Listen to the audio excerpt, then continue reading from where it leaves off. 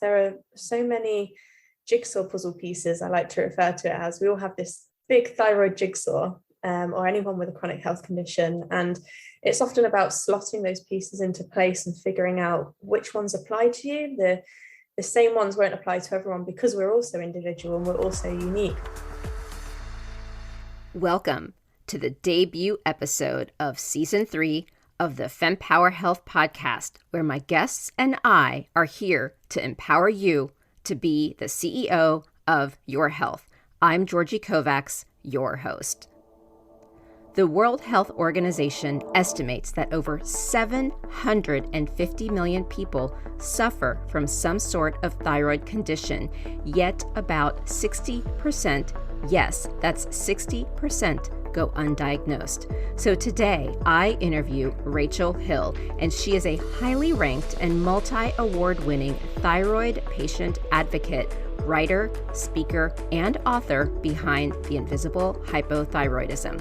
In previous episodes, I've interviewed Denise Roguez from Thyroid Change about thyroid disease, and that is one of my top 5 all-time episodes, along with Victoria Gasparini, who's known as the Fed Up Thyroid on social media. And today we round out the thyroid conversation, which admittedly can keep going on because it is so complex, with Rachel, who has an unbelievable level of expertise in some of the nuances around diagnosis and treatment. So I can't wait for you to listen to this episode. And if you're interested, I have created a Spotify podcast playlist on thyroid disease, and you can check it out in my show notes for that, as well as Rachel's books. So why don't we dive right in and hear from Rachel? As a child, I was always quite tired, quite achy, had a lot of the telltale thyroid disease signs, sort of major constipation, not to go into too much detail, but I could go weeks at a time without passing a bowel movement. I was just quite a sort of unhappy child in the way that I was just feeling unwell a lot. But I kind of thought that everyone just felt this way and experienced a lot of these things and didn't really question it. By the time I was 16 years old, things got ramped up. So at that time, obviously we have a bit of a pandemic going on right now, but at that time, back in 2009, swine flu was quite a big thing. I caught that. I was quite unwell, managed to remain at home, but I was quite unwell for quite a few weeks. And even after that virus passed, I still just didn't really feel fully better as well as I could have been. I never really felt 100% well before anyway, but I felt even less so after that. I had ongoing fatigue, muscle aches and pains, mostly in the legs and mostly in the evening. And over about 5 years, so up until I was around 21, I was going back and forth to the doctors with mounting symptoms on pretty much a weekly basis. Sometimes 2 or 3 times a week, I'd be back at the doctor saying, I now have acid reflux. I'm having daily migraines, which are stopping me from being able to work. I was having hair loss, acne, really drastic eczema. My nails were breaking off, digestive issues, along with the sort of constipation. I was just feeling bloated all the time. My weight would fluctuate quite easily. And I guess I just kept going back and forth, and the doctors, as a lot of his experience, would prescribe different things for each symptom. And it wasn't until I was 21 that I saw a different doctor, and by chance, she just happened to run a bunch of things. She just thought, you've been feeling unwell for quite some time. Let's check your thyroid, which is obviously what it turned out to be. She checked a bunch of vitamin and mineral levels, such as B12 and vitamin D, and my iron status. And we looked at other things like mono and other kind of viruses and illnesses too. And yeah, at 21, almost 22 years old, I was finally diagnosed with Hashimoto's, the autoimmune disease that then often leads to hypothyroidism. And alongside Hashimoto's, I was diagnosed with borderline hypothyroidism. So that essentially means that there was so much inflammation and attack going on towards my thyroid gland that my thyroid hormone output was then decreasing and essentially failing. And this is why my body was basically falling apart. And it was these illnesses that I'd had in my teenage years that at each stage, they'd ramped it up that little bit more. And I think by the time I was 21, I worked within event management. So I was in a very fast-paced job. I was often working long, sort of 12, 14-hour days. I wasn't eating very well. And then at weekends, I would go out and drink with my friends. And it was a bit of this perfect storm, which then ultimately ended in my body just completely stopping, completely failing, and eventually getting that diagnosis, by which point I couldn't even get out of bed on a daily basis. I needed my boyfriend, my now husband, to aid me up and down the stairs, to help me get in the shower. I was really very ill at 21 years old. I felt like a 91-year-old in a 21-year-old's body. That's the best way I can put it, really. I would definitely recommend for those listening to read Rachel's book, because it's hearing the whole situation. I think a lot of people will relate. And quite honestly, I might almost recommend this to anyone who's dealing with chronic illnesses, because the path, I think, is pretty parallel to what I'm hearing a lot of patients going through with anything chronic. But also you provide so many recommendations on what people can do. There's like a whole chapter even you have on how to advocate for yourself. So I would honestly recommend reading the details of Rachel's story. I have to say, and, I can't even imagine everything that you went through. And, you're clearly such a powerful woman to have gotten through this, and kudos to your husband and the support system. So I have to just say there was one point in the book where I did laugh out loud. So the quote that I love in the book that did make me laugh out loud is, "My skills include reading a whole email without absorbing a single word." So that was my laugh out loud moment. But I think that's a great way to summarize kind of probably what it was like to deal with this. So how did you crawl your way out of this? I did feel a lot of shame when I was at that point. I think a lot of us do. I don't know what else to say other than living with chronic illness can be hard. It can be really, really hard. It can affect so many different aspects of our lives. And at 21, I felt shame about not being able to attend work, that I was at the doctor's every week, that I had so many ongoing tests and blood tests and appointments and referrals to specialists. And I think dealing with that at such a young age especially can be hard, because you're seeing your friends go out and live a more normal life. And I think that really was part of what drove me to find more answers and figure out how to get my health and my life back on track. For a while, I kind of resigned myself to living, I guess, a half life, just kind of existing, not really thriving, just surviving. And then something clicked to me that I just decided that this wasn't going to be enough, and I wasn't going to just give in that easily, and that I knew there must be answers out there. They say that there are thousands of people, hundreds of thousands of people around the world with thyroid conditions, with thyroid disease. And I thought there must be people out there I can talk to, people I can learn from. And that's really where it began. I did what a lot of us do. I looked for Facebook support groups. I Googled for support forums. I just wanted to talk to other people who would get it, people who would understand, and just help me feel less alone and less crazy, I guess. And from there, I started to learn a lot about kind of thyroid medication treatment options, about how there is so much more that we can do than to just take thyroid medication. So if you need hormone replacement medication, then clearly your body needs it, but you can do so much more in terms of supporting yourself with how you sleep, how and when you exercise, what you do and don't eat, figuring out all those other parts of your life, those parts that I guess form it more holistically. Just stress management and even things like that, as well as the other tests to ask your doctor for, and supplements that may or may not help. There are so many jigsaw puzzle pieces, I like to refer to it as. We all have this big thyroid jigsaw, or anyone with a chronic health condition, and it's often about slotting those pieces into place and figuring out which ones apply to you. The same ones won't apply to everyone, because we're also individual and we're also unique. But yeah, if you can sort of take small steps, I think that was my key thing. I felt quite overwhelmed to begin with. I didn't know where to begin within the thyroid patient community, that at first I took so much from, and then as I progressed on my journey, I was able to then give more back into and hopefully help other people. There was just so much information out there, so many people saying to try this and try that and look into this and ask your doctor about this. And yeah, it was so hard to know where to begin. And so I guess I just created this mental list of things I could look into, things I could try, almost having like 50 tabs open in your brain, trying to keep on top of it all. And I just started with small manageable steps, and step by step, I got a little bit of mental clarity back. I felt a little less fatigued. And then with that, I could do a little bit more, and I sought out other help in terms of through a functional medicine practitioner who I implemented into my healthcare team, as well as my regular GP practitioner.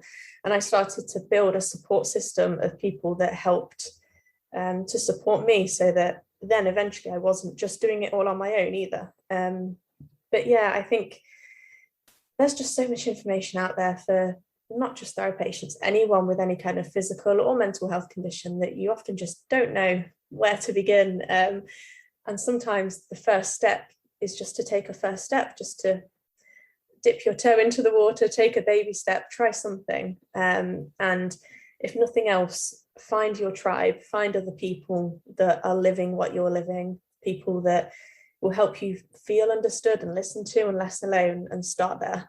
You know, I love in the book how you refer to the thyroid jigsaw puzzle.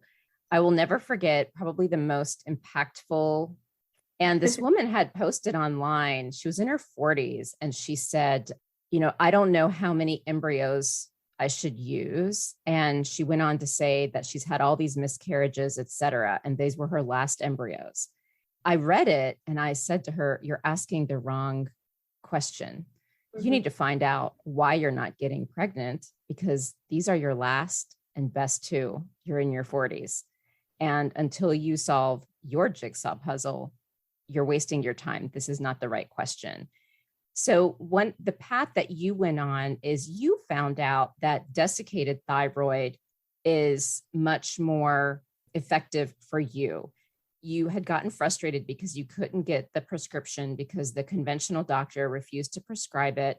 And it was such a powerful moment because you went in there with your data, you read out all the studies and all the data, and they basically said no.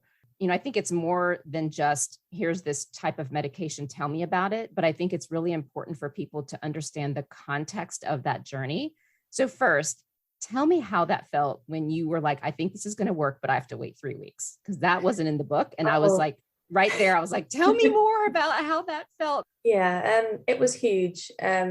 I think for anyone listening, to make the decision to self-source medication, it's never something to take lightly, and that wasn't for me. Like we mentioned previously, it was only once I got to the point that I felt like I didn't want to and couldn't live anymore, that my boyfriend at the time, he essentially took the reins and said, look, you've told me about this medication before, we've asked the doctors, they've said no, we're going to find another way to get hold of it. And I expressed my concerns, but at the same time, I did agree with him that we had to try something, because what did we have to lose? I guess we were at that point. He was a great support in helping me get that information together so that we could locate a reliable source for it. I remember at the time, he actually was sort of tapping away on the laptop for the evening, going into these patient forums, going through various sources, contacting suppliers. I was sat next to him on the sofa, and I was kind of drifting in and out of sleep because I was just so tired and fatigued all the time. I used to sleep sort of 14, 16 hours a day. It was crazy. But he just turned around to me and said, right, that's it, it's ordered. It'll be here in a few weeks. It was coming from Thailand, and we're here in the UK. And it was this really surreal moment of, oh, I guess we're doing this then, we're giving it a go. And I was definitely scared. I was definitely anxious and nervous. It also gave me this glimmer of hope that perhaps this could be the thing that helps me. I wasn't looking for a complete magical cure, a special bullet that was going to solve every problem, but I just needed things to improve, at least 50%. That would be amazing. And yeah, as we waited for it to arrive, there was just a whole mix of emotions, a lot of worry, a lot of kind of hopefulness. And then when it did arrive, I was just kind of in shock, I guess. I thought, this is it. I guess we really are doing it. It's real. And as I kind of talk about in the book, I started it I followed certain protocols that I talk about in there, and we started out quite slowly. And yeah, I had a bit of a rocky start to begin with it because my body was so used to the original medication. I was on levothyroxine. But within a few weeks, it's like every cell in my body started to wake up.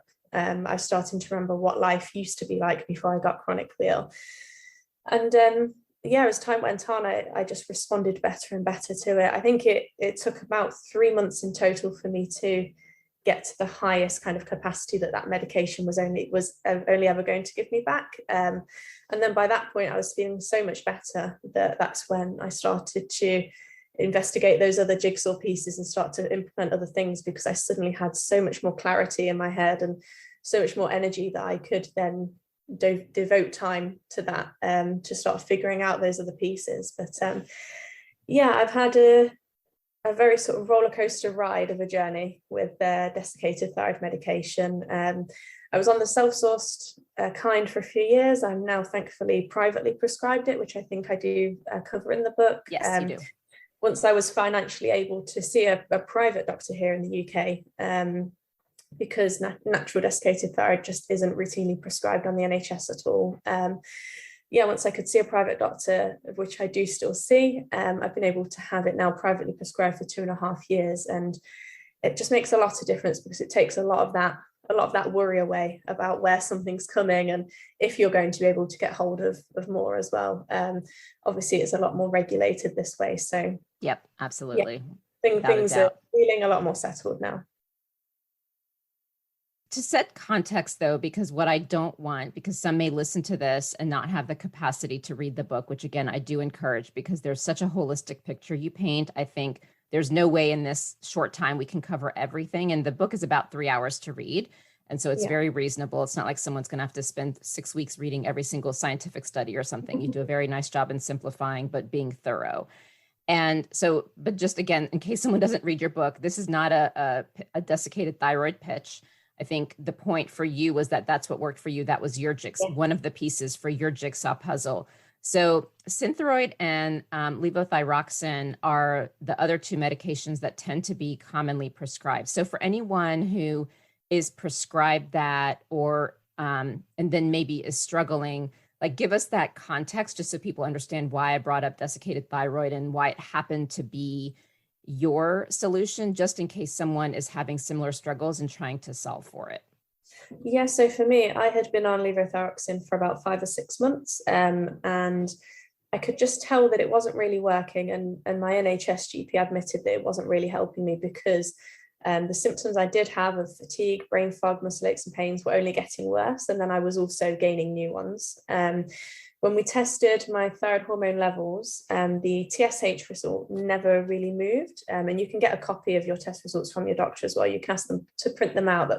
That's a good part in learning to advocate for yourself. Then you can understand what is being tested. But yeah, my free T3, my free T4, when we checked those, my free T3 was always kind of low within range. My free T4 would be on the higher side of the range, which showed that I was taking plenty of the levothyroxine, the T4 only medication. But for me, and for a lot of other thyroid patients, but not everyone, it wasn't converting into much T3 at all. And T3 is the active thyroid hormone, whereas your T4 is the storage hormone. So when you're taking levothyroxine, the idea behind it is that your body will then convert some of that T4 into T3, and then bingo, that's what helps you feel better and helps to remove symptoms. But for some people like me, we don't always know why, but we don't convert an adequate amount of T4 into T3. And that's why on T4 only medications, we can still feel quite rubbish. And so that was the case for me.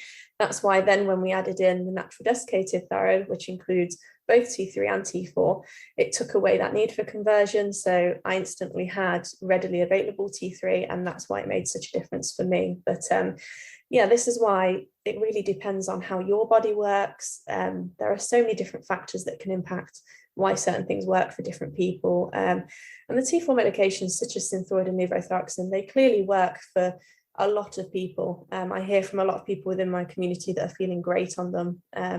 They clearly do work for a lot of people, but for me, it's just a case of putting the information out there that if you're one of the people that it doesn't work so well for, then it's worth knowing that there are other options. But yeah, if you're feeling good on your T4 only medication, then there's probably no reason to look to change it. And there are people who take T3 only as well. That's probably a conversation for another day. But yeah, there are so many options, and it's just a case of figuring out what your body needs. I think that you learned, and I did this too with my fertility journey, is it almost like forces you to learn self-care and to make sure you prioritize self-care. Because I think as women, especially, we are really, really bad at that. Like I posted this weekend, how many of you are good at self-care? And it was 50-50.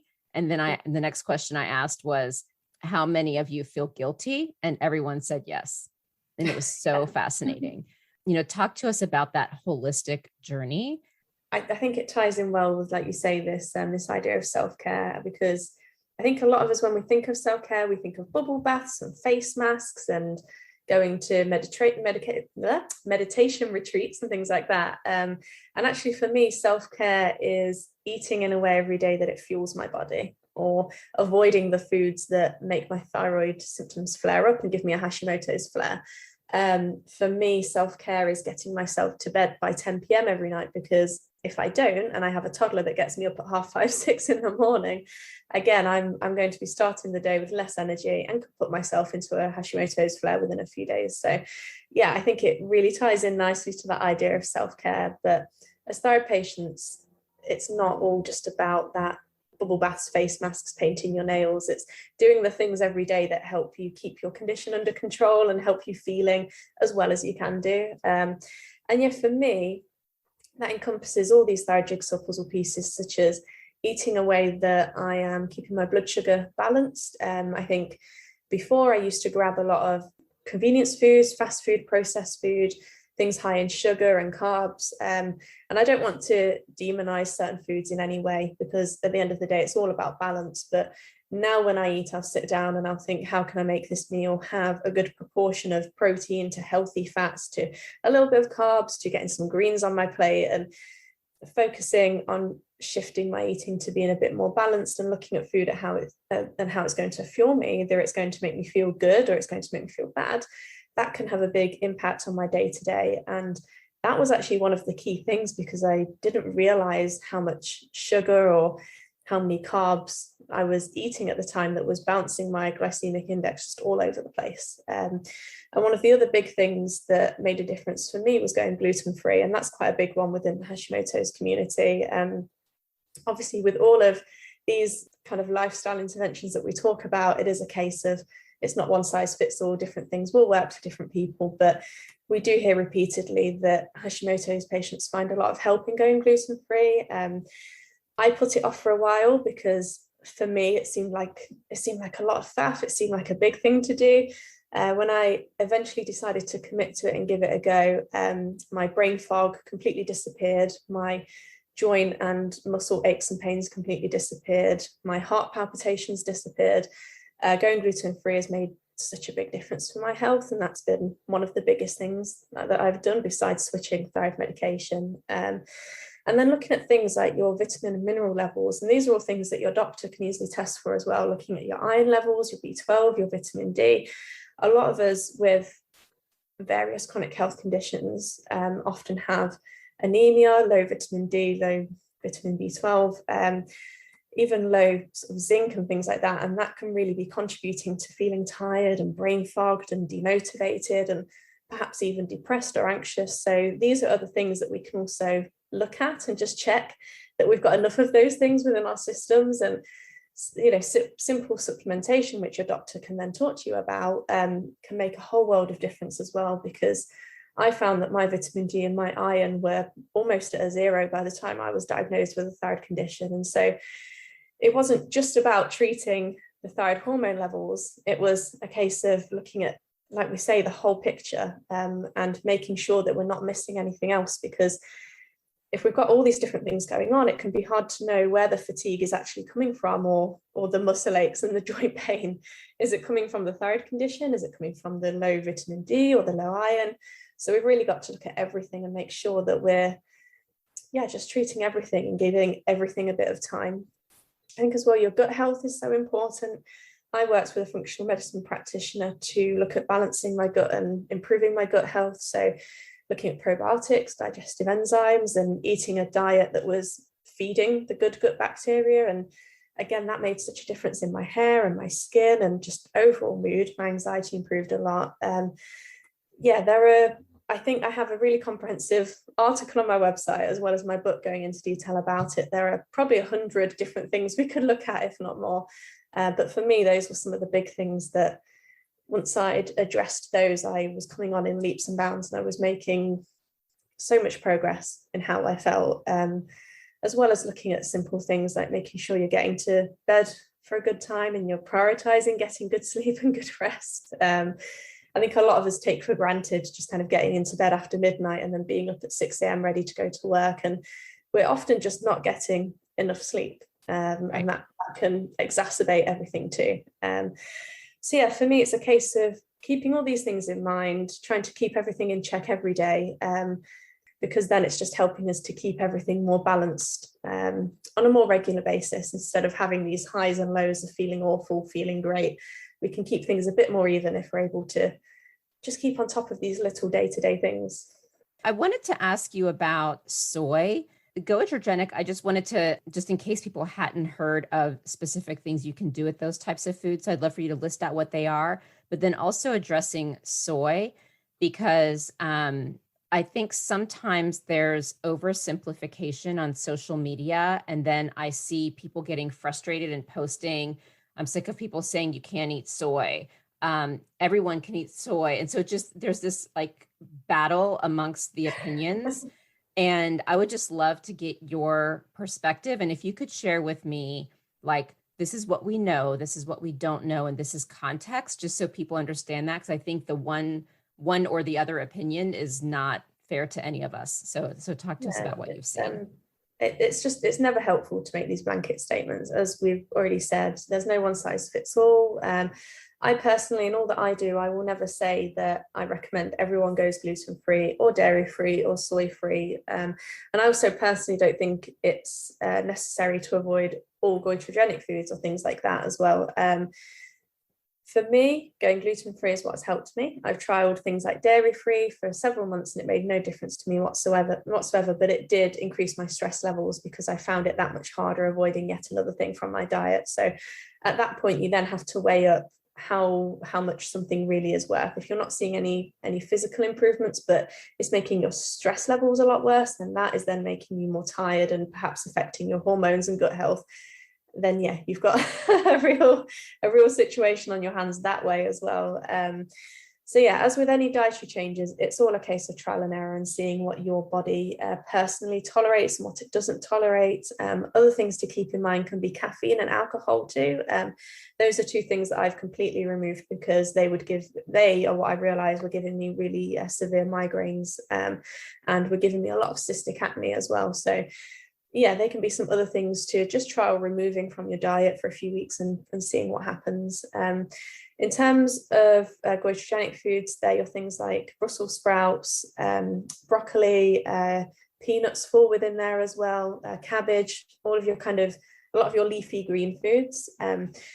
What we know is that they are goitrogenic in their raw state.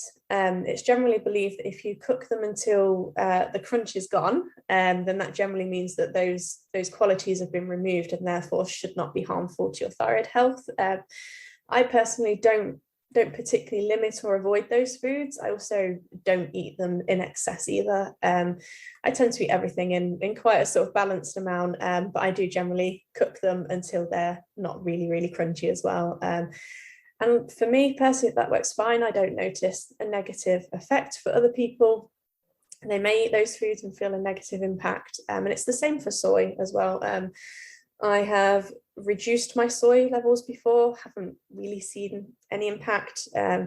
These days, I don't really track it. I don't ingest a lot of soy anyway. I'm not really at either end of the scale. I don't eat a lot and I don't actively avoid it. And again, my health is great day to day. Currently, my Hashimoto's is in remission, and my hypothyroidism has been stable and well managed for years now. I don't have any symptoms day to day. And so I know that what I am personally doing right now is what is working for me. And that is with my sort of gluten-free diet and then just trying to eat healthily otherwise around that. For some people, they do also find going gluten-free, soy-free. There's also the autoimmune protocol diet. There's the ketogenic diet. You hear so many different diets around, and it can be just mind-blowing to know whether any of them could help you or where to try and see if any of them could help you. But yeah, just know that there isn't one magical diet for all of us out there that is going to fix our symptoms or get us off medication, which is the claim of some of them. Always be wary about that, and just keep in mind that our bodies are so different, and it's really just a case of trial and error, stay wary, take one thing at a time, and just see what your body personally reacts to. I know thyroid patients who haven't really made any dietary changes, and yet they're out climbing mountains and you know, they've got these really active lives, and their body hasn't needed them to make any dietary changes, and that is just their story, as mine is different to theirs, and yours will probably be different to mine. So, but there are some key ones that it can be worth knowing about, and then you can see if it affects you or not. Have you heard of Mimey? So I interviewed the founder, Meta Durberg, and she had an economic background. So she used her background and did modeling to try to figure out what was going on with her, because she, for, you know, I think at least a decade, if not more, was going to doctors and was on all these medications, just kept getting worse and worse and worse. And so she essentially cured herself and went back to the doctors, and their response was, you weren't sick in the first place. Which is horrific. But nonetheless, what her tool does is they have coaches, and they use an algorithm to figure out your triggers. So instead of doing an elimination diet, it's like a science-based algorithm so that they can figure out your triggers. And I think they do more, that it's broader than just food, but it's a really interesting concept because they're finding strange things like chicken. I've never, on any diet, when you look at AIP, elimination diets and things like that, chicken is never on the list to eliminate. So just something to be aware of. And if you want to monitor and follow her, she's doing some really cool work.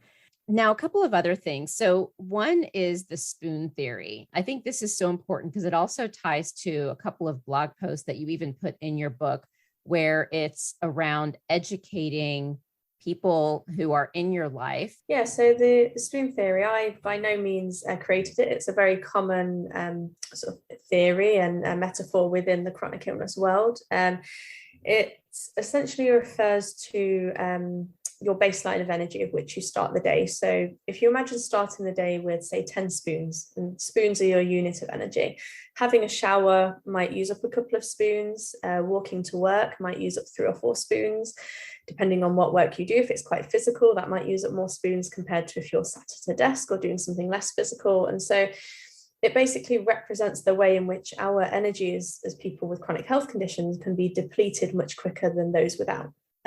That's to put it as simply as possible. So the spoon theory really helped my now husband Adam understand what it was like for me day to day, and how it could differ as well, depending on various factors. So if we had stayed up late on a Friday night, binge watching something on Netflix, and we perhaps didn't go to bed until 1 a.m, and then we were up at 7 o'clock the next day, I would start the day with less spoons, with less energy then to use for the rest of the day, because as we were just talking about, I hadn't really taken care of myself the day before. And so I could get to midday and then be all out of spoons that day, because I've already done a bit too much the day before. And so I'm kind of going into my reserves at this point. Whereas if I'm well rested, if I'm eating well, then I might start the day with the full 10 spoons or 9 spoons. And I might get to later on in the day before feeling like I've completely run out of energy. Or like I do now, I can get to bed feeling like I've still got some spoons left. It's a really good metaphor and analogy that you can use for friends and family around you, perhaps even co-workers or your line manager. If you don't want to use spoons, you could use anything else. You could think of a battery sort of depleting over the day through percentage. But yeah, it really helped me understand my health condition in a completely different way. I didn't realize that other people experienced having a different amount of energy on different days, or different severity of symptoms on different days. I don't think I'd even consciously realized that myself. I just came across the spoon theory, and I just realized something just clicked into place that, okay, this is it. This is why some days I feel like I can take on the world. And then if I have a crazy, really busy weekend where perhaps stayed up late or drank some alcohol, been running from A to B to C to D to see lots of different people, then come the Monday, I can be in a Hashimoto's flare and have absolutely no spoons left. It really helped me just really compartmentalize it and make so much more sense. And it also just helped with the friends and family around me. And it's still a phrase that we use now. If I say early in the morning, Adam will see me kind of hobbling around the house and say, "Are you okay?" And I'll say, "No, I've not got many spoons today." He knows instantly that I've not slept very well. Yep. Perhaps the toddler has had me up all night. And so I'm starting the day with less energy straight away. I want to commend you on the life that you built in this support system, because not everyone may understand what it looks like to be taken care of.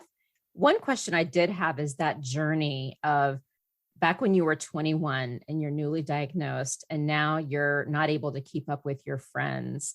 And I know when many of us go through these life changes, like I know when I did, it's like your whole life is around trying to get better and get over things. And I know even I've struggled with, how do I talk to friends about this? Because I don't want to sound like a burden. I don't want to sound depressed. And I know I've certainly had to change where I spend my energy and who with.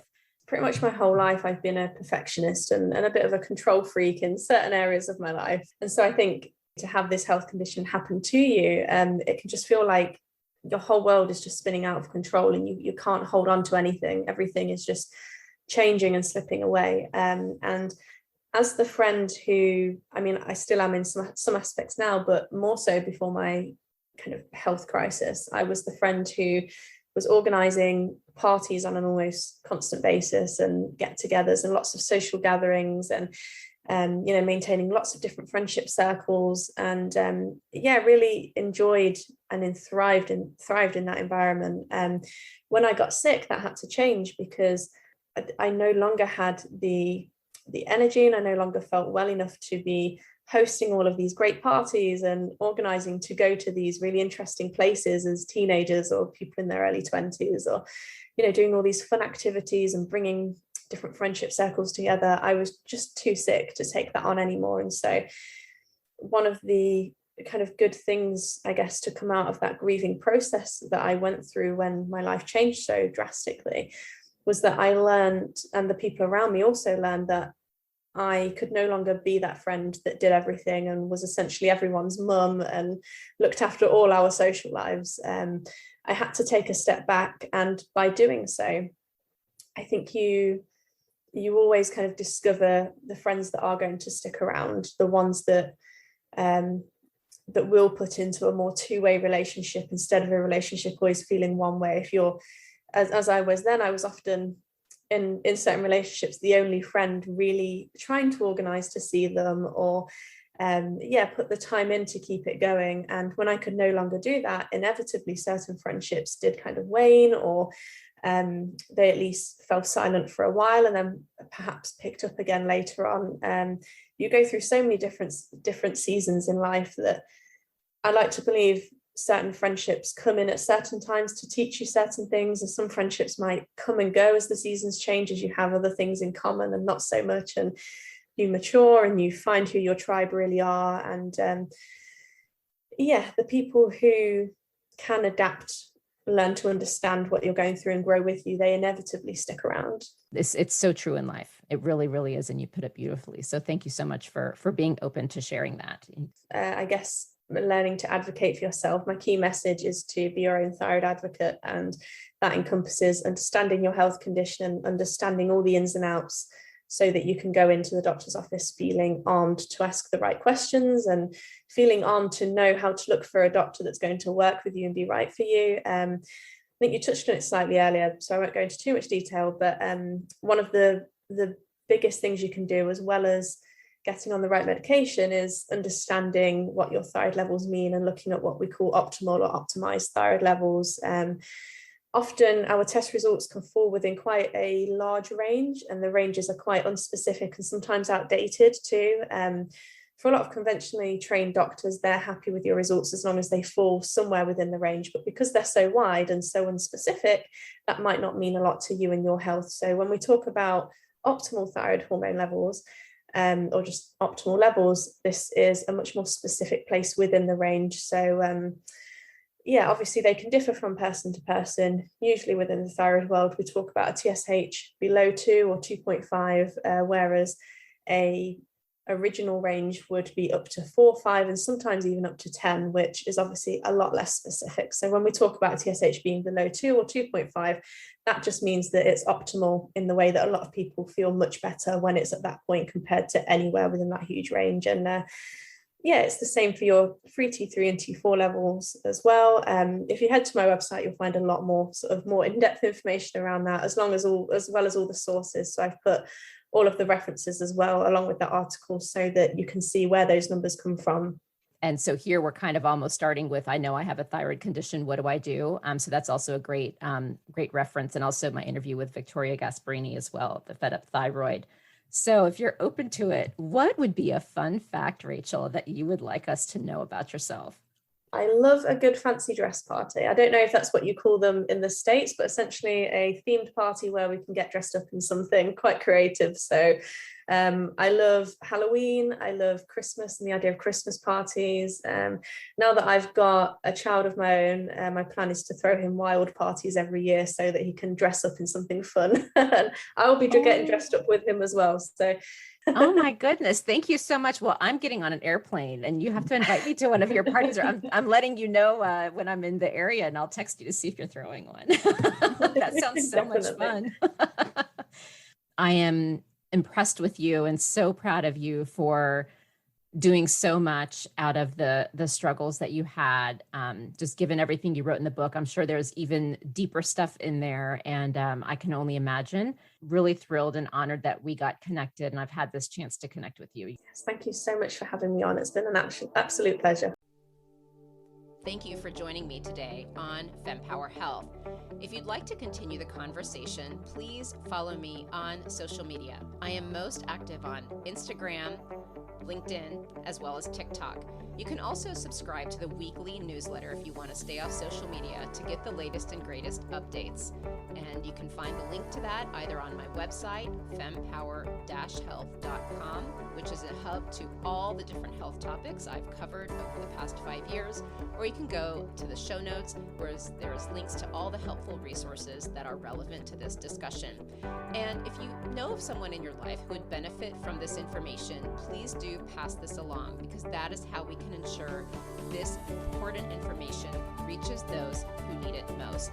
And for anything that is discussed medically, please understand that none of what we share on Fempower Health is medical advice. It is all for information purposes only, and only a conversation between you and your doctor can give you the care that you need. Thank you very much.